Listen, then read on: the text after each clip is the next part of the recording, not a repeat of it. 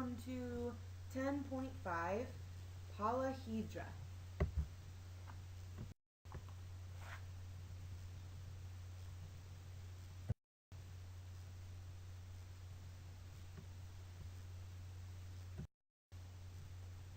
Okay, so a reminder, a polyhedron is a closed surface made up of polygonal regions.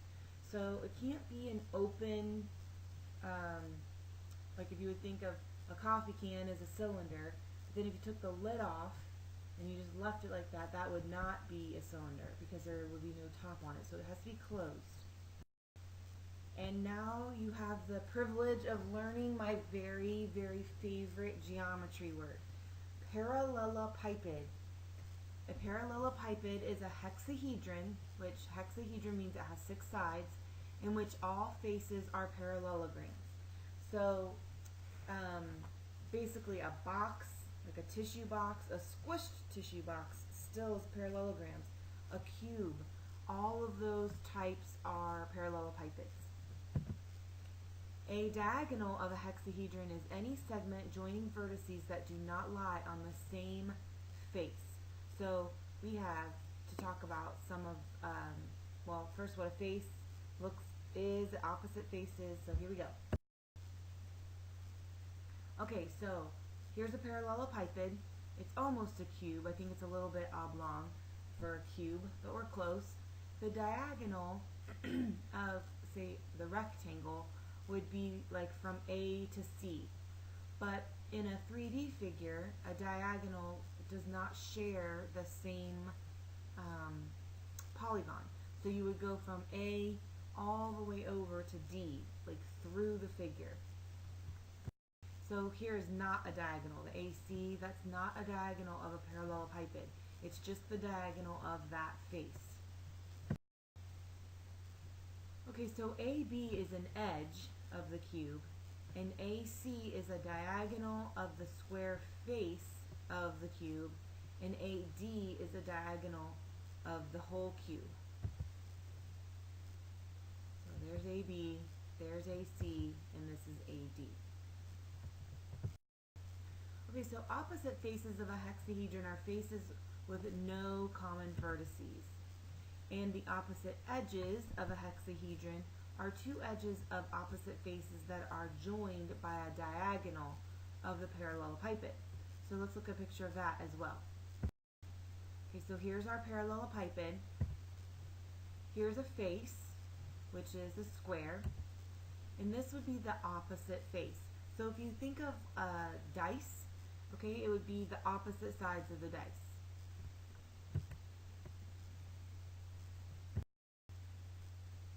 And then if they share an edge, like right here they share the edge DC, that means they are not opposite faces.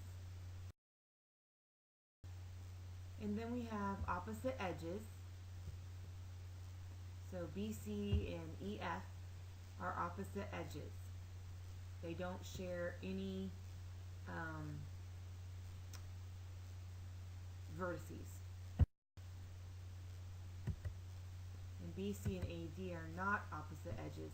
Now they also don't share vertices, but they have a common edge vertice that they do. So like if you look at DC has a vertices in common with both of those edges, so therefore they're not opposite. Okay, so opposite edges of a parallelepiped are parallel and congruent. There's not a proof for the next couple theorems. We just have to know them and trust them to be true.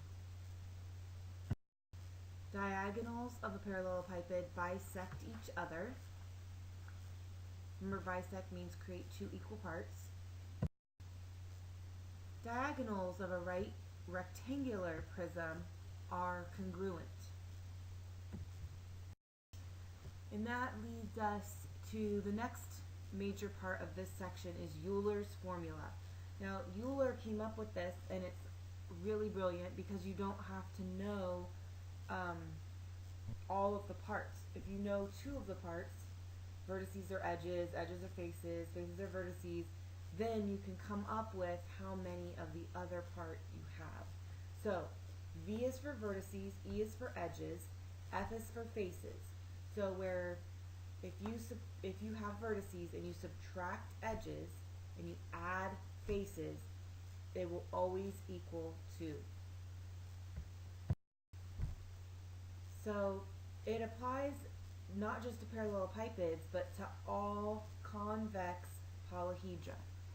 So if you are have your book open, look on page 436.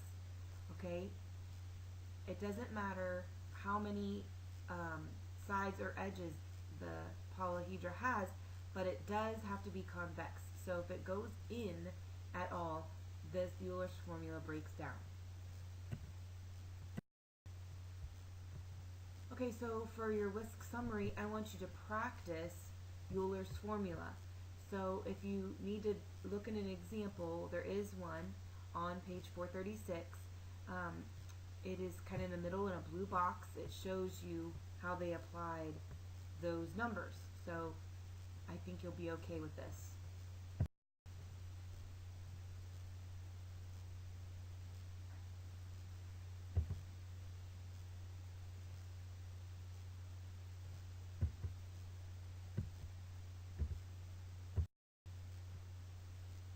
Remember to submit your 2 practice problems to me via email, and I will see you in class.